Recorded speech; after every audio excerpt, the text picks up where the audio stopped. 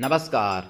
जय तंत्र मंत्र केंद्र में मैं आप सबका हार्दिक स्वागत एवं अभिनंदन करता हूं। मेरे प्रिय भाई बहनों, यूट्यूब पर पहली बार कालिका पुराण के अनुसार विद्युत उत्तमा अप्सरा की साधना आज पहली बार मैं लाया हूं। इसके लिए आपको हमारा वीडियो अंत तक देखना पड़ेगा। यदि आपने हमारा चैनल अभी तक सब्सक्राइब नहीं किया है तो तुरंत लाल वाली बटन दबाओ और घंटी बजा दो। आप हमारे चैनल के सब्सक्राइबर बन जाओगे। कोई शुल्क एवं चार्ज भी नहीं कटेगा। आप हमारे वीडियो को फेसबुक पर, व्हाट्सएप पर, ट्विटर अकाउंट के माध्यम से और इंस्टाग्राम पर अधिक से अधिक शेयर करें। लाइक और कमेंट करना भी आपका धर्म है। दुनिया में जिसका कोई नहीं, मैं उसका हूँ। अगर आपको अपनों ने धोखा दिया है, यदि आपको परायों ने धोखा दिया है, तो आप एक बार मुझे अवश्य आजमाएं। हमारा मोबाइल नंबर है 9305 63 71 73। इसी नंबर पर संपर्क करें और मैंने कोई दूसरा नंबर नहीं दिया है। मैं राष्ट्रीय अध्यक्ष कृष्णा दल आप सबसे निवेदन करता हूं, यदि आप मानवतावादी हैं अथवा आप सनातनी हैं तो मुझसे ज़रूर जुड़ें। अगर आप में योग्यता हुई तो मैं आपको पदाधिकारी भी बनाऊंगा अपने संगठन में। ये कृष्णा दल हमारा आपका सबका एक परिवार है। मेरे प्रिय भाई बहनों, आप देश विदेश में, विश्व के किसी भी कोने में हैं, किसी भी जाति धर्म से हैं, कोई दिक्कत नहीं। आप हमारे दिए हुए ज्ञान से भरपूर लाभ उठा सकते हैं। देखिए, मैं आपको बता दूं, विद्युत उत्तमा अप्सरा यूट्यूब पर आपने नाम भी अभी तक नहीं सुना होगा और किसी ने नहीं डाली, जबकि इसका वर्णन कालिका पुराण में है और इसकी पूजा पद्धति नष्ट हो गई थी, जो मैं आज आपको बताऊंगा। पहले इसका परिचय बता दूं। विद्युत कहते हैं बिजली को, और इनका नाम है विद्युत उत्तमा। पहले ऐसे नाम नहीं रखे जाते थे कि नाम कुछ है काम कुछ है। पहले नाम जो रखे जाते थे, यथा नामो तथो गुणा। और आज भी जो नाम रखता है कोई व्यक्ति, धार्मिक अगर नाम रखो व्यक्ति, अगर वो शाकाहारी है तो उसमें उस देवता के या उस शक्ति के गुण जरूर आते हैं। लेकिन आजकल नाम तो रखना है पिंटू, मतलब टिंकू या छोटू या बड़े, पप्पू, गुड्डू, तो इनका कोई अर्थ नहीं होगा।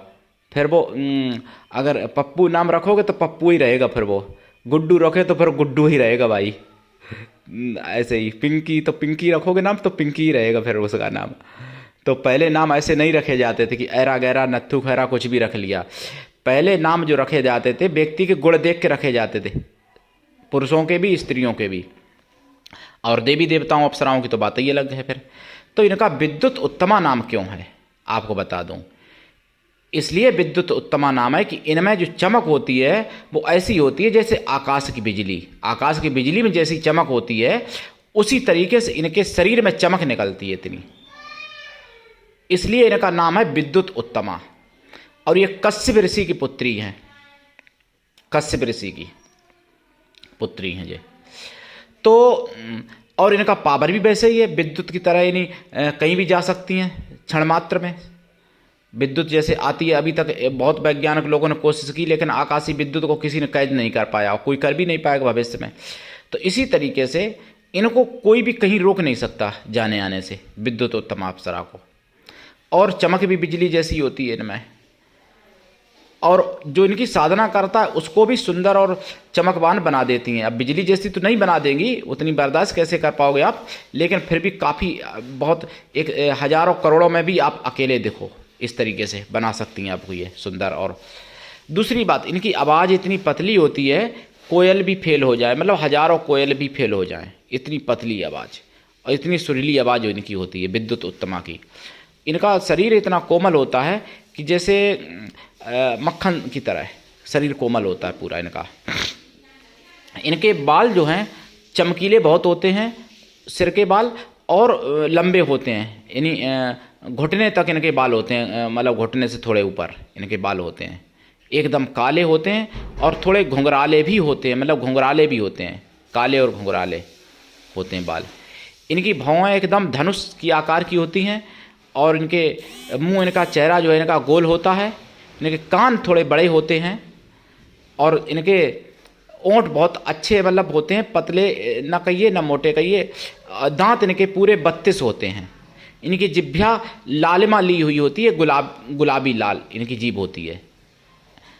और इनकी उंगलियां भी बड़ी होती हैं हाथों की, और इनके पैरों की उंगलियां जो हैं बड़ी होती हैं, अंगूठे से छोटी होती हैं। पर पैर इनके बहुत अच्छे होते हैं, पूरा शरीर तो पूरा ही अच्छा होता है, पैर जो इनके होते हैं, इनके पैरों में मतलब चिन्ह बने होते हैं, राज्य उचित चिन्ह, जो राजा महाराजाओं के चिन्ह होते थे, ध्वजा अंकुश वगैरह कमल वगैरह, वो चिन्ह बने होते हैं इनके पैरों में। इनकी नाभि 1 ग्राम गहरी होती है और ये पतली होती हैं, इनकी कमर पतली होती है, सीना थोड़ा चौड़ा होता है इनका विद्युत उत्तमा का, और इनकी भुजाएं जो हैं घुटने तक होती हैं, मतलब लंबी होती हैं भुजाएं। और जब ये दर्शन देती हैं तो ऐसे मान लो लगभग 5 फुट के आसपास, 5.5 फुट, 5 फुट। और फिर जो साधक होता है उसके अनुरूप भी दर्शन देती हैं। मान लो कोई साधक अगर 4 फुट का है तो 4 फुट का भी बना लेंगी शरीर, 8 फुट का भी बना लेंगी, लेकिन अधिकांश जो मैंने बताया शरीर इनका।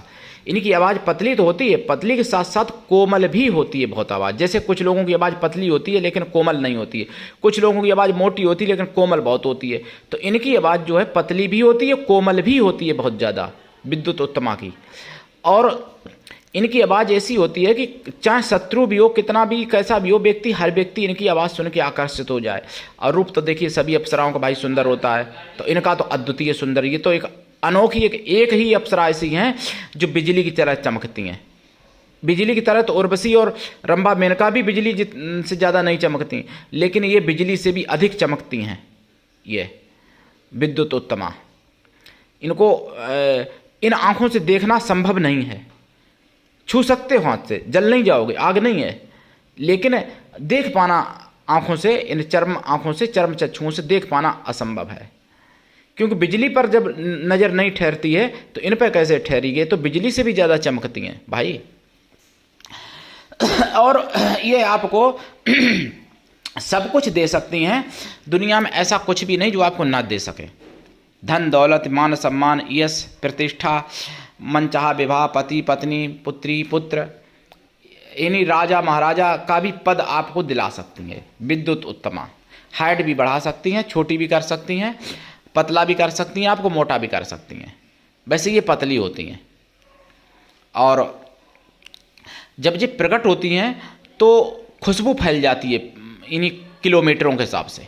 खुशबू, ऐसी खुशबू कि सारे सेंट फेल हो जाएं और सारे फूल फेल हो जाएं इस दुनिया के, ऐसी खुशबू फैलती है जब ये प्रकट होती हैं।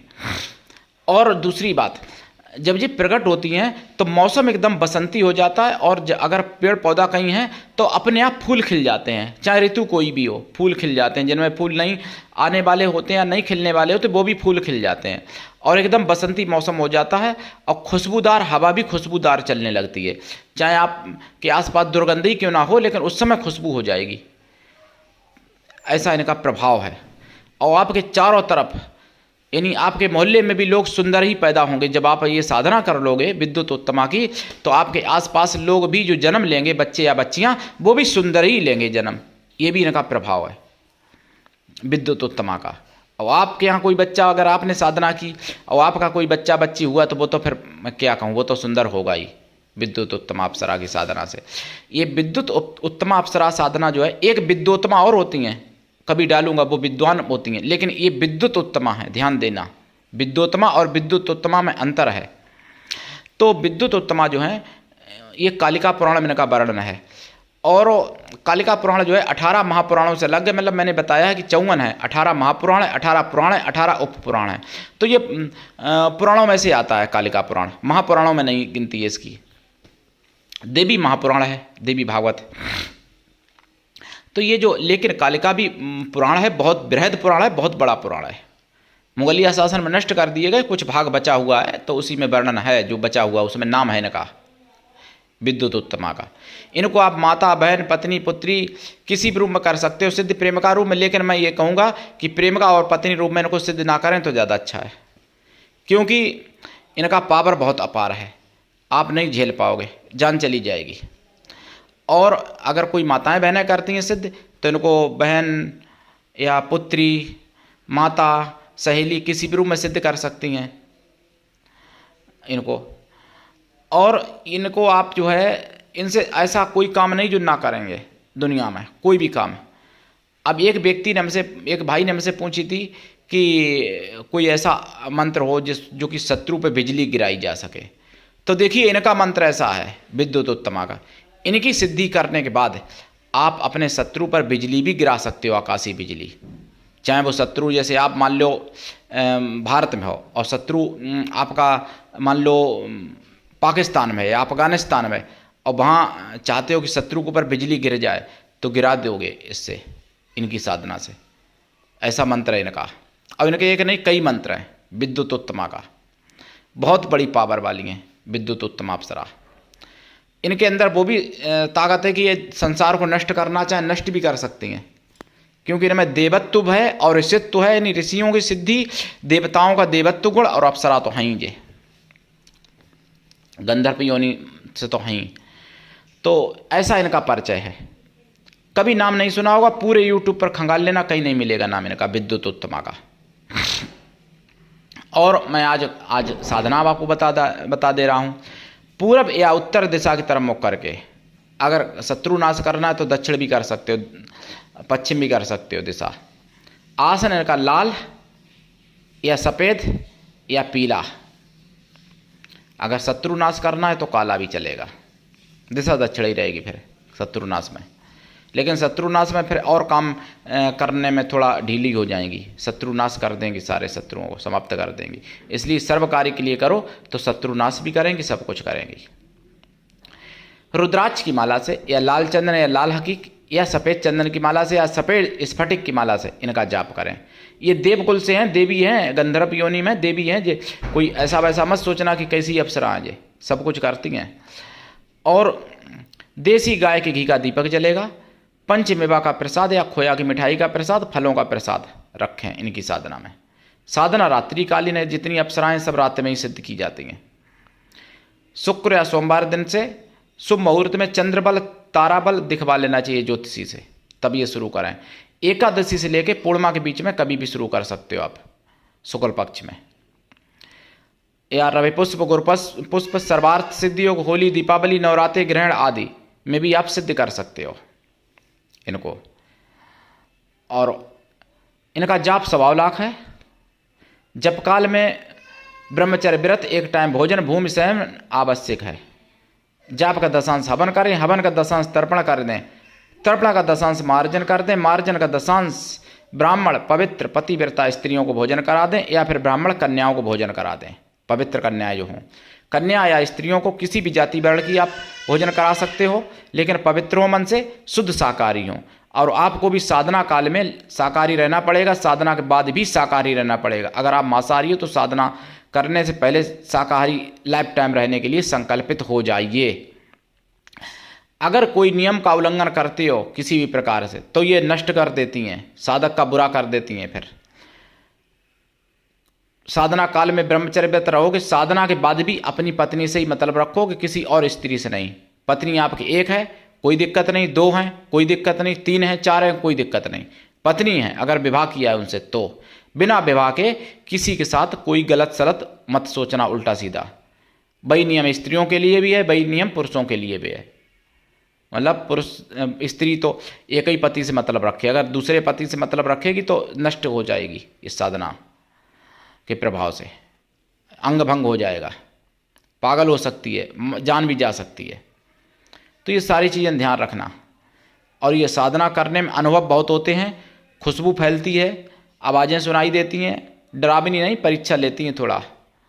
भाई अनुभव तो होंगे ही, जिसमें अनुभव न हो वो साधना ही किस बात की, अप्सराओं की साधना में।